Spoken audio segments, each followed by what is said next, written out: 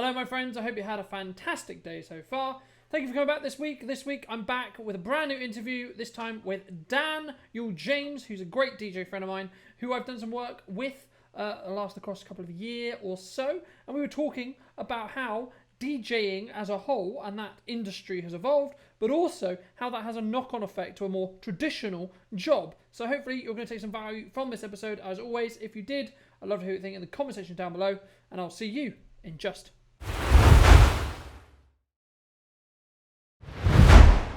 Hi guys, my name is Daniel. I go by Daniel James, which is my DJ slash artist branding, I guess you would call it.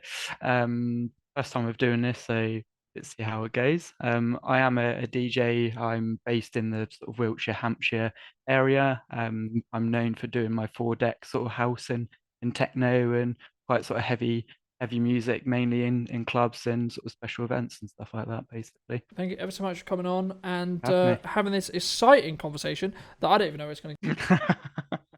It'll go where it goes, right? Absolutely, that's where the podcast show. But I think that, as we were alluding to when we in the pre-show conversation, I think the main question I think for people who maybe don't appreciate DJs is the majority, especially when they start out, until you're like big and known and it's your full-time thing. Yeah, sure. There is a fun balance in that, which every entrepreneur kind of has, Yeah. which is like, I run a day job. And, in my context, I did it with Greg's, and I basically was being like, basically sleep deprived for all of 2019, just because that's what was required. So That was the way it was, wasn't it? Yeah. yeah, for those who don't know, who may be new to the show, during 2019, I basically opened a Greg's store. That shift started at 6 p.m. 6 a.m. Sorry, most days I was getting back from London, filming in London, at between 11 and 2 in the morning. Nice. Right, so that isn't like, that's getting into Salisbury, that's not getting home, right? So you can appreciate, by the time I've got home, uploaded footage, blah blah blah blah, it's like 3, 4, Yeah. etc. So I'm maybe getting, I'm like, yeah, let's wake up at 5:30 and then go and do this. Great, fantastic. And I did that for a full year. Yeah. Fantastic, wonderful. I love my life. But I think it's a good reality and a good example of what it takes sometimes to actually build a successful brand, a successful company, right? And the reason why I put it in inverted quotes is because that's a very subjective concept, right? My definition of successful, your definition of successful will be very different. But how, I guess the question comes is, how do you balance the reality, and or do you? Yeah. Right? Because yeah. it's not, it's on steroids when you're a DJ, Oh, yeah. because the reality is gotcha. DJs finish work at 3 a.m. Yeah. I mean, to take my current residency as an example, so I play every Saturday night in a venue in Guildford, which you've done some filming for me, yet to be released. So make sure to check that out. But I've got a daytime job as well, which is a car salesperson. So it's difficult to try and find that balance. I mean, I've been doing that probably 7 years now, and I've been DJing probably at this level about the same amount of time, realistically. So, and it's a never changing thing. It's a never ongoing thing, and it's there are some people that I know that are in the industry that have absolutely nailed it on the head, and they will say, right, I've got my weekend's worth of gigs, and they might be self-employed or work for a different company or a different industry, but that particular job might be more flexible. Whereas in mine's I guess, a more sort of standard. I would start work during the week at 8:30 and I'd finish at 6, but because I work at Saturdays, I have a day off in the week and that kind of stuff. So I guess it's trying to, like you quite rightly say, find the balance between having the normal job, quote unquote, whilst doing the DJing, but everything that kind of goes alongside the DJing, as you're fully aware of, with all your marketing and your social media, and it's studio time as well. I mean, obviously, I'm in my spare bedroom slash studio at the moment, but that's where I do all my live streams and content editing and music prep, and I'm in the process of learning production as well. So there's quite a lot of time, and it's something that's just an ever ongoing thing, realistically. But I think it's actually a massive conversation, especially, especially the last 5 or 6 years since Avicii sadly passed away, as an example. the main reason for that was because of mental health. And I think that's, it's a side product that I think people are a lot more aware of now, just universally, but it still doesn't really get talked about enough. And it was trying to find that balance. But it's like you've quite rightly said yourself, the balance to me might be a different balance to you, but it also might be a different balance for somebody else. It's individual. It's trying to work out what kind of works in the best way for yourself, realistically. Yeah, I mean, this kind of opens up a larger question around like burnout and Mm. stuff, right? Because people look at what I do and they go, "Oh, that's incredible! You work all these hours, da da da da," to keep things turning over, right? Because like, there's one thing about actually serving clients, right? Fantastic, that's one element. But then I think the element that traditional video production, video marketers, etc., which is ironic considering what we do, Yeah, actually end up doing less of. And the reason why, from my understanding, is simply to do with time investment and energy and resources in regards to the hours that they yeah, work, right? I'm very fortunate and I've made a decision for the next 5 years at the time of recording to commit all of the time and all of the resources and all the energy I have to completely leverage all of those to be able to grow quickly, right? Now, that comes with caveats around you sacrifice your social life, you sacrifice it's your sleep when you need non-existent. to, you sacrifice relationships, you sacrifice friendships, you sacrifice etc. Now, should you? That's kind of a personal, again, Mm. it's a personal Yeah, question, right? 100%. For me, I see it as, I've always been someone, as we alluded to in the pre-conversation, that's never really going to have sat in a No. traditional role of a traditional job. It never suited me. It never worked. And the reason why was purely down to bosses, in my experience in traditional roles, they say certain things and then they do different Yeah, things. yeah. Right now, Contradict this is not themselves pointing all the my time. This is not pointing fingers at No. anyone specifically, but this is a reality which I've found in my working career, which is, if you're gonna say, and I hope I'm an example of this as a leader, right? Is if I'm going to ask you to work hard across a shoot day, you, I would hope, would believe I would also be working my Yeah, ass yeah, off during that shoot yeah. day, if not Mm. harder than you, because then it goes. Okay, yes, I get it. They're saying that. The issue I think can come sometimes is when we get to like middle management level and it's like I'm just going to manage people Yeah. but not actually Get do. involved. Now look, there's a certain different skill set in managing people. It Mm. comes with different stress. It comes with so on, so on, so on. It's not what I'm saying. What I'm saying is if you're not being perceived as being able to do your part in the overarching Yeah, job 100%. that the entire organization has, the issue you're going to run into is the people below you are going to go, well, they're out the back having a Yeah, fag, yeah. or Why are we gonna do they're this? not Or pulling their weight. yeah, Like, why the fuck should yeah. I, They're not getting involved why should I themselves. bust my ass Yeah, if they're not busting their yeah. ass, right? I mean, but I guess again, kind of comes back to the kind of how do you balance the okay, I've been up at 3 a.m. and now I've got to go into work thing. Yeah, cool. Does it come from a? I guess in some ways though, it comes from a drive, right? Because it comes from how badly do you 100%. really want it? Yeah, yeah, yeah, Because exactly. It's like we've both said on several occasions when we've had, conversations that you're quite right. It just boils down to how much you're willing to put into it and work for it.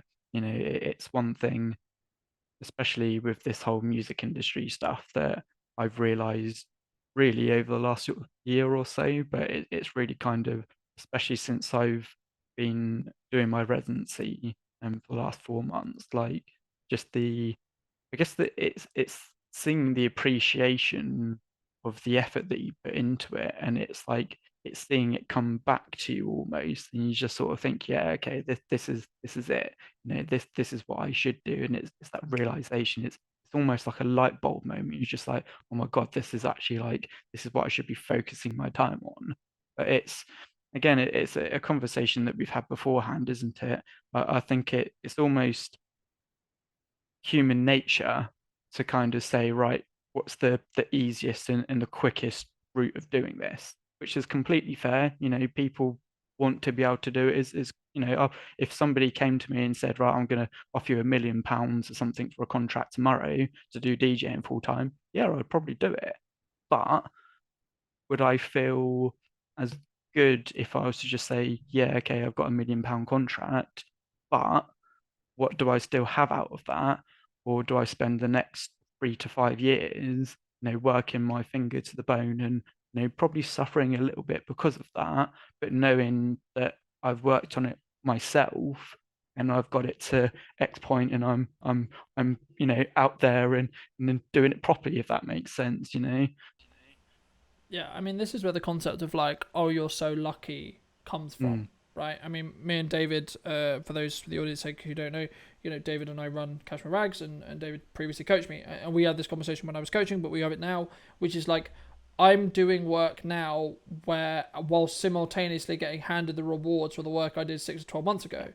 But the thing that people don't appreciate is the stuff that one does today, one does now. Like, this podcast is the key example of that fact. We are currently recording this early June. It won't be released till midsummer, right?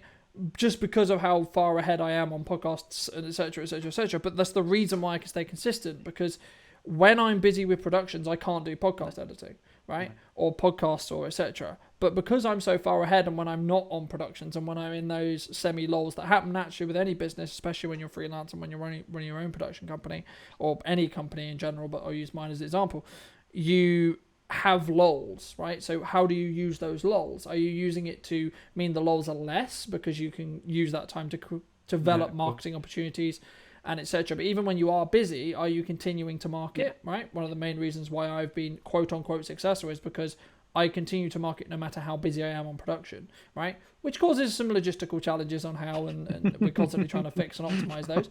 But the crux is then also, how are you leveraging the production days that you do have to actually create more marketing to then get more of those things? Because the logic with marketing is very simple.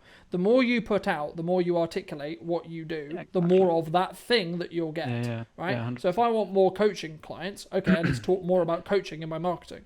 Simple as that, right? If I want more production days, okay, let's talk about production days. It's pushing it in the content, isn't it? It's kind of, it's angling it in a certain way, isn't it? Realistically, again, this is something that I mean, you can notice it anywhere. Obviously, in the music business, if it's an artist has just released a song, if they do YouTube videos or whatever, they'll use that song in the background of the video, or they'll mention it somewhere. They'll say, "Oh, this single's just come out," or if it's a sponsorship deal or something like that, they'll say, "Oh yeah, go and buy a T-shirt or a chain or anything like that," isn't it? Realistically, it's kind of, if you've, I guess, got an area of focus, it's then how do you put that area of focus into something else and kind of combine it to get more of it, if that makes sense. I mean, it's this concept of, you could be the best at what you do, but if no one knows you exist, then you aren't, right? Because you can't get more of it, right? So there's this kind of balancing act constantly as business owners that I'm sure you have, I have, etc. Which is like, okay, when I find something that works, when do I articulate it? And I was having a conversation with a friend of mine this afternoon. We were talking about this exact thing, because I've been, as you know, I've been playing around with AI and how to leverage it and etc. But the thing is, it's like, by the time I create a video talking about it, I'm using results. So I've been using it for maybe 2 to 3 months. Yeah, sure. So I already know it works.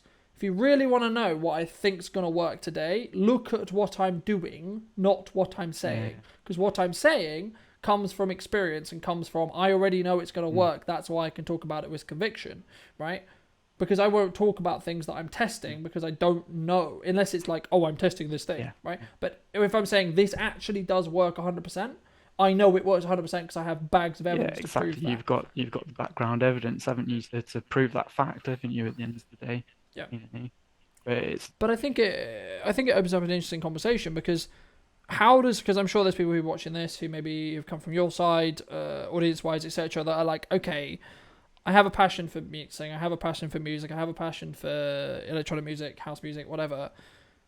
How do you take that passion, that idea, that concept, and turn it into, I'm now a DJ? Because it isn't just I press play, right? no, oh God, no. I mean, don't get me wrong. I think at a very basic level, I mean, that's obviously what the ins and outs of the job, I guess, is realistically. But I mean, anybody that again has come across to watch this, that kind of knows me as a brand, knows me as a 4-deck transition and mashup and tricks and stuff like that. So I think from that point of view, and again, this is a conversation that's always in the industry, especially when it comes to DJs, is what type of DJ you want to be realistically, where kind of the whole idea of, where you want to be in 5, 10 years, but what sort of style that you want to fulfill. Um, I think for me, it was, I mean, I've been, how old am I now? I'm 31 next month, thinking about it, which is quite scary. But I've been DJing on and off realistically since the age of 12 or 13, so I've been doing it an awfully long time. Like I say, really professionally at the sort of level, and in the venues that I've been playing for about 6 or 7 years. And I think for me, the turning point was COVID, the start of lockdown. Obviously, like a lot of people, there was people furloughed and stuff like that, and I was one of those unfortunate people. But what you were saying about being productive and that kind of stuff, I didn't technically have 2 jobs for 9 months. So I was in my bedroom, 6, 7, 8 hours a day. I was on my DJ software, I was downloading music, I was listening to that music day in, day in out, listening to different types of music and trying to kind of find the vibe that I enjoyed realistically, and then honing that. And I think that's what it is. The best thing to do is just start. If you've ever had an inkling to do it, or if you've got a real passion for it, you don't have to aim to be the next big Tiesto or James Hype on EDC, main stage or whatever. You might just generally want to do it as a hobby. There's, I guess, the nice thing about being a DJ is there's so many different levels and formats of it that a friend of mine literally bought some £200 decks a couple of weeks ago, and she just does it in her bedroom. She'll just use her decks and just plays for a couple of hours, and it's a hobby to her, but she's still technically a DJ because of what she does. But then, like I say, I guess it also then depends on the element of the level that you're at. I as much as I would say that I'm quite a skilled DJ, I know there are quite a few that are much, much higher in me in ability and obviously massively more well known and that kind of stuff.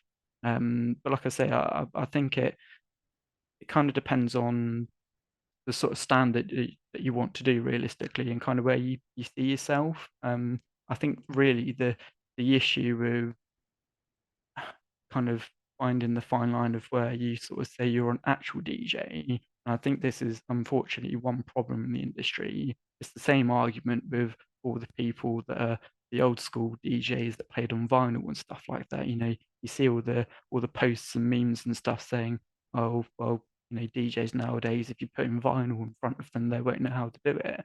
But it's just the industry has changed so much over the last 40, 50, 60 years that, you would probably find nowadays a lot of the top tier DJs, as much as again, things like Tiesto and, Paul Van Dyke and stuff like that, they were kind of from that era.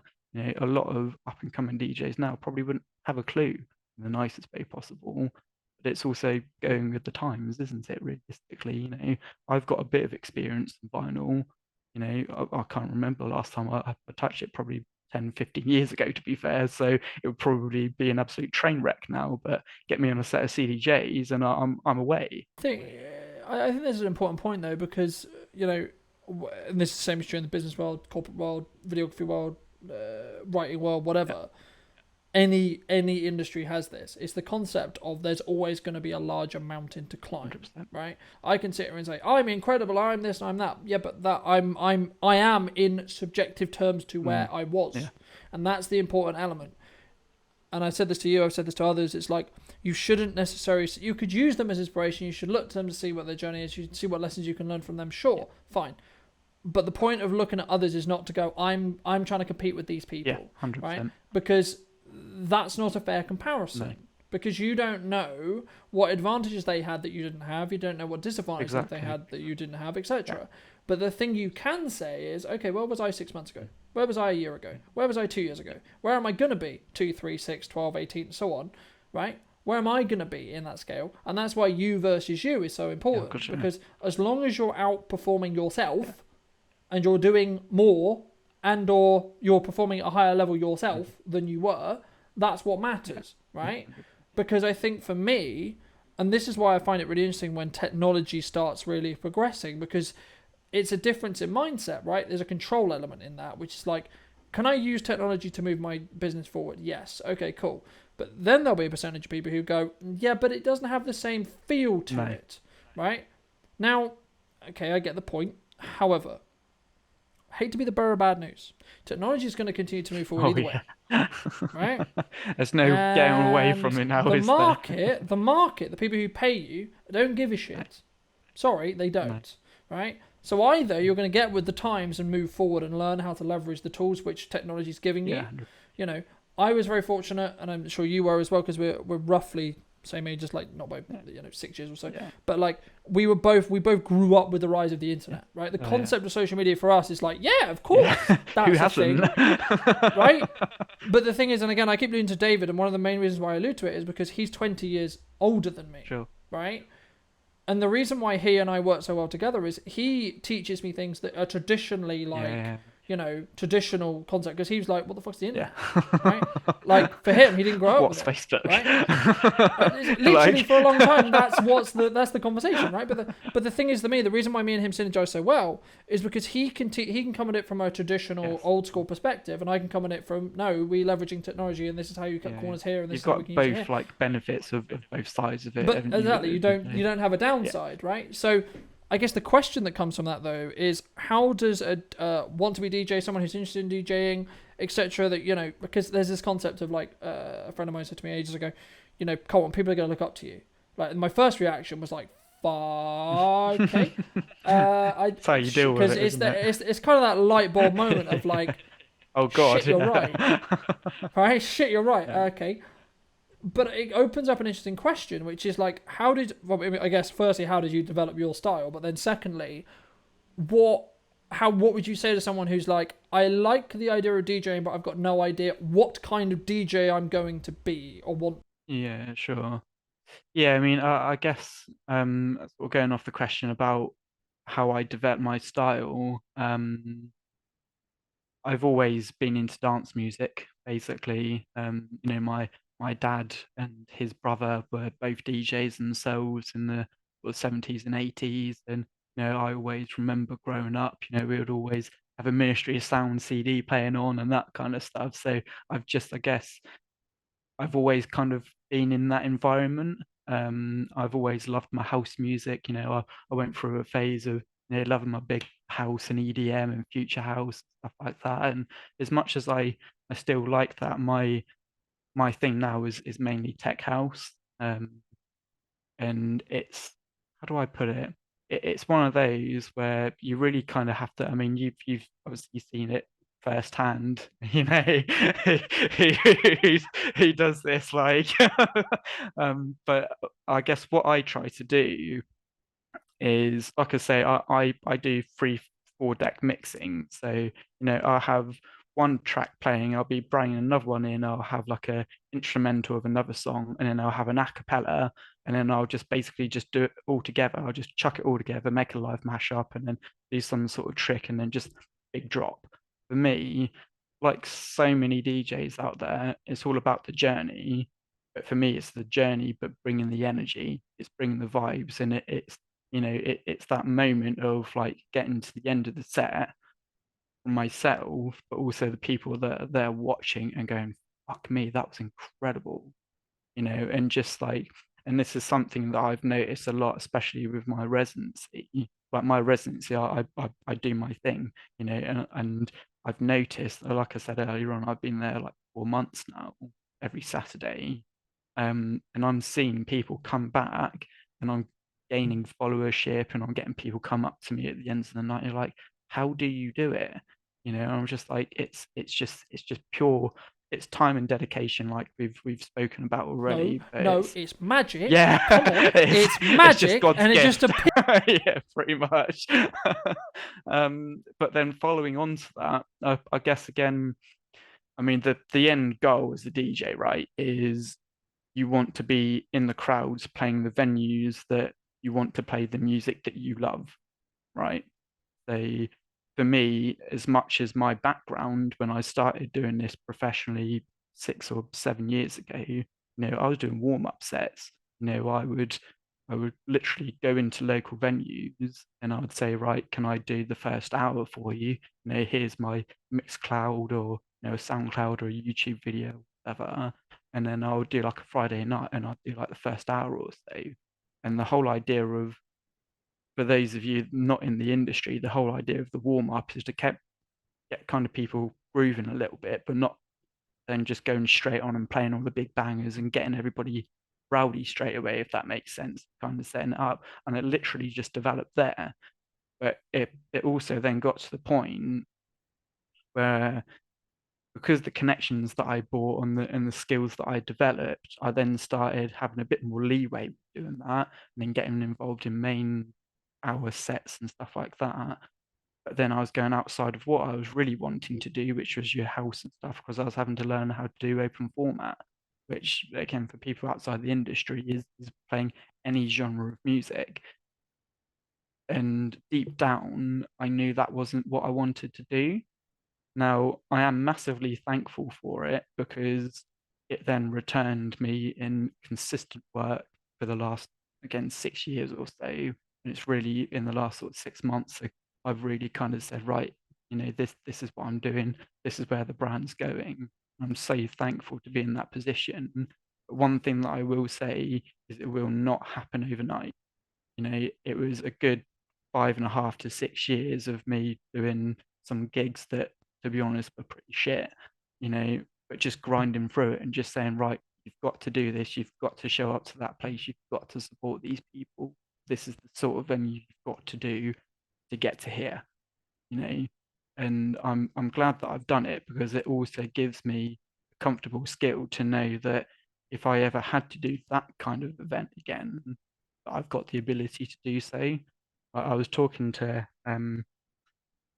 a guy that I actually met a couple of weeks ago on my Saturday night residency, and I kept on getting requests for drum and bass, which is perfectly fine. I don't mind it. In terms of music that I listen to absolutely everything. Just because I do my 4-deck tech house thing, that doesn't mean I'm just straight, house is the way forward and what have you. I'll listen to absolutely anything. And anyway, like I said, I was getting all these sort of messages on people's phones and stuff saying, "Oh, can you drop a bit of drum and bass?" And then I was just there. I just went straight into it. I transitioned from a techno tune, Marilyn Fitzpatrick, and then just dropped an a cappella, and then just used some tricks, and then just went into drum and bass. So I guess it's having the ability to do all of it, but then it's really sitting down and kind of working out your sound in DJing is realistically, what your favorite type of music is. People, it might be drum and bass, it might be techno only, it might be dubstep that's coming back. Good old Skrillex is on the way back, so I think, and again, this is also something that will just develop over time. Again, you sort of, if you look at people like James Hype as an example, who's somebody that I massively follow. I've met him a couple of times. I've been to quite a few of his shows, and the guy is just incredible. But if you look at any of his old videos or his interviews, he didn't do 4-deck mixing. He didn't do just tech house and techno and big drops and a cappella tricks and stuff like that. It was 2 decks, open format, on the mic, and getting people going. It's having that basic ability to do the overall basics, I guess, and then saying, right, I've got that ticked off, I've got that at a comfortable level. Now, where do I want to take it? Yeah, I think that's a really important element to talk about because I think there's so many. I mean, we'll use your industry as an example, but the same is true across filmmaking, the same is across true marketing. Any industry you can think of, the same will be true. Mm. But in your specific thing, maybe we see, pick your DJ of choice here. I wouldn't bother using names because we'll sit here for weeks. Yeah. But pick your favorite DJ who's a big time DJ, right? The ones who are at Tomorrowland, the ones who are at Ultra, the ones that are, at these fucking incredible, massive productions that your EDCs and all that kind of stuff. These massive festival stages, right? They got there after 10 to 15 years. Yeah, 100%. They didn't just wake up one day and go and get a call from them and go, oh, by the way, like there's two ways. Either they started and helped build the Yeah. festival in like potentially some of the DJs in Mm. Tomorrowland's case, for Yeah. example. They were there from the day one of Tomorrowland when Tomorrowland was like a tiny little kind of idea, There's a couple right? hundred people going in, and that was And then it. they grew the festival, which means by proxy they built relationships with the owners of the festival, which in turn means you'll just have that synergy, Yeah. right? And they're like, yeah, that's just a thing, right? Like if you help build something, of course you're going to be part of the growth and the Yeah. glory and everything that comes with that. But I think it's an important element because I think some people, and the reason why some people quit is because they underestimate the amount of Work. Yeah. Yeah.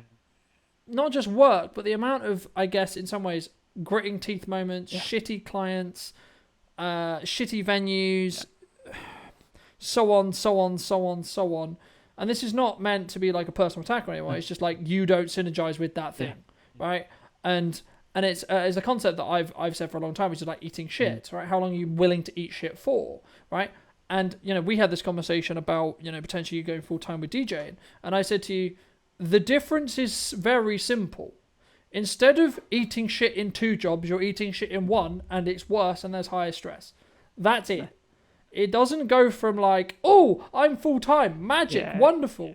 Because I It just think, turns to especially gold as in dust the, straight away, and I think in the DJ world, in any entrepreneur land, but especially in like the DJ world, I think it can be very glorified. oh yeah, Like, oh, you're a full time DJ. Oh, you get to just play music for a living. It's like, well, it's not that simple. yes, that's technically true. In the same way, yes, technically I get to point cameras things for a living. I've somehow won the lottery, fantastic. But it's actually more complicated than that Yeah. because we are brought in and we are paid what we are paid because of the results we provide for our clients. Exactly. Not because I show up with a camera necessarily. Not because you show up with and press play, right? It's because of the results that the audience, the venue, the staff, whatever, in your case, in my case, the direct client, gets from working with me, Yeah, cool. right? And I think that's the important element that people sometimes misunderstand because it's like we can be very glorified. I mean, streamers and gaming and esports and such as you know is my background, Yeah. and this is notoriously known in that world Mm. because it's like you get paid to play video games. Yeah. Yeah. How is your life difficult? Yeah. How do you have anything to stress Get about? paid to make a What? YouTube video. Well, yeah, but You get people paid don't to play video realise games. the back sense of it, do they? I mean, I'm very much the same. To be fair, like as much as music's always been my thing, I Christ, how long ago was it? Probably about 10 years ago. I actually had my own esports organisation, which not a lot of people know. I don't obviously really talk about it anymore, but I had my own esports organization. I had my own YouTube channel and content flow and stuff like that. But a lot of people, like you say, they see the front end of it, they see the content, but they don't see the back end of it, and just actually how much time and effort, and like you say, just outright sacrifice. I mean, there were points. I mean, we used to do LAN events up and down the UK. It got to the point where I had teams in America and France and all sorts of stuff. So I was at some points, I mean, I was living with my parents at this point. I was in a Zoom call with them at 2, 3, 4 in the morning because that was the time that I had to speak to them to, get them to do a certain element of what they needed to do and that kind of stuff. And it's like you quite rightly say, it's, I guess, as much as the main element of it is a big portion, what a lot of people, and I get it, a lot of people won't understand it and appreciate it until they're in that position. Like I wouldn't be able to do half of the stuff that I do if I didn't spend so much time on my music library and prepping it the way that I do. The acapellas that I do in the hot key points and transitions and stuff like that. I wouldn't be able to do any of that if I hadn't spent basically every single day of the 9 months in lockdown going through and learning my music inside and out. It's literally got to the point now. I mean, I don't use conventional headphones. I use in-ear monitors. I just feel because the style that I do, it's a lot easier to kind of pick elements out and stuff like that. But it's got to the point where I know my music and I know my library inside of out that I actually do some sets sometimes without even using those. I'll literally do like a 5 hour, gig at Labyrinth as an example. And sometimes I don't even bother using headphones. I just put ear defenders on or whatever, And I just say, yeah, I know what this is. I've set my hot cue there. I know when to mix in and I know when to do this transition. But it's having that time and dedication and that pure want to do it that much that will get you to that level. That's how you get to that point of, like you quite rightly say, being all these, main name artists that play in the biggest, festivals and environments in the world. Like James Hype as an example. Sorry again to keep on mentioning him, but he's just played 3 sets at EDC Las Vegas. So he did a main stage, he did the opening set, and then he did a techno set. He's played High Ibiza. He's basically got a residency there. He's got a residency in some like #1 club in Las Vegas and all sorts of stuff. But it's because he's perfected his craft and he's sacrificed so much to get to that point. But I mean, if you look at the guy's numbers now, like he's got single songs that are on like multi-billion streams, you know, purely because again, he's just so damn good at what he does. I mean, he's got a YouTube series called Moving Differently, which if you're actually in the industry already, or if you're looking into getting in the industry, I would massively recommend, because what he does is he's got a big team of videographers, tour manager, etc., that go with him. And the whole idea of these vlogs is he'll show every element. So he will show clips of him doing his thing at the venues and wherever he's playing. But he shows so much of the background of it. And a lot of it is stuff that people just wouldn't even imagine. He's got a tour manager that will look after basically everything. There will be times where he's in the middle of a breakdown of a song and one of the CDJs, or there was one point where the mixer itself broke, and he's got a 40,000-50,000 person crowd in front of him, and then just out of nowhere just music stops. But because he's got the TM and he's got the TM that's got the experience, it was just, yeah, that's sorted and off you go again. But it's like, That's really important. I think that's a really important point, though. And sorry to cut you off, but I think it's important to mention because so many people look at like a face of a brand, right? Pick any one, right? We don't have to use any one we mentioned, but like pick any one, and they don't appreciate the team that's behind them. They don't appreciate the support they have, etc. Like, yes, they work hard, sure, but so does like the other 5 people behind them, right? And I think the reason sometimes why people get concerned or get like it's this kind of composition anxiety around like, oh my god, this person's where they are and I'm not there thing. But it's also like the reason why someone can pull those views is because they are in the top 1%. Oh, yeah. It's not because, and the reason why they're in the top 1% is because they've outworked everyone else to get to that point with practice. It's not magic. No. It's okay, you did it wrong, do it again. Okay, you did it wrong, you do it again. So on, so on, so on. It's the same with any piece of equipment, right? You talk about DJ decks, I'll talk about cameras, I'll talk about editing, etc. The tools that we use to tell the stories or to do our jobs is what allows us to do the job so effectively. I can use this camera with my eyes shut, quite literally with my eyes shut. And the reason why is because there is some cases on shoots where I have to look at 3 other things whilst changing settings simultaneously to make sure I don't miss shots. And if you can't use your camera that way, or you can't use your DJ or whatever the tool is that you're using, that's why you're not professional. No. And that's not a critique. That's an observation to say you need to get better. No, it's a motivation to say, okay, because when I was building my career as a videographer, the first thing I do when I get a new camera is I invest a huge amount of time understanding, right, what the fuck does this button do? Right? Because when you have a new camera system, you're like, in the same way, if I gave you some decks you've never used before, you'll be like, the hell is that? Like, you know daunting, what the button, you know what everything you should be there, but you don't know which buttons correspond to what part. No. So you still, even when you buy a new piece of kit, or even when you upgrade, you still need to then learn how to use that kit and get sharp with that kit. And that's where continued practice comes in. Because if I wasn't using my camera every day, I would become less and less sharp. In the same way, if you didn't use your decks every day, you would become less and less sharp. And that's the thing about 1% people, in general, in anything. They practice more than you do. That's the facts. Even when they're at the top of their game, they still practice more than you do. Oh, yeah. That's it. Right? It's not magic. It's not this. It's not, Did people, and it's important, the difference between the two, because it's important to appreciate that some people have different advantages than you have. That's one thing, sure, right? Like, if I've got a friend who knows the owners of Tomorrowland, I'm probably going to be able to get into Tomorrowland better than you can. Okay, fine. But... Not what you know, it's who you know. But, does that mean I'll necessarily stay there? Do that mean I'll necessarily get the same opportunities long term? Probably not. Because if I'm not the same caliber of DJ, Yeah, exactly. I ain't going to stay there. You know what I mean? Like, even if I get the opportunity, I might never get the opportunity. I don't know. But that's the point I'm making. It's not just who you know, it's also what you know. Yeah. You have to do both simultaneously, which is why it's challenging and difficult. But also, something that I don't think a lot of people appreciate is that when you're in any creative business, you still have to understand how to run a business. Yeah. Right? The better you are at running a business is actually more important than how good you are at the craft. Yeah. Right?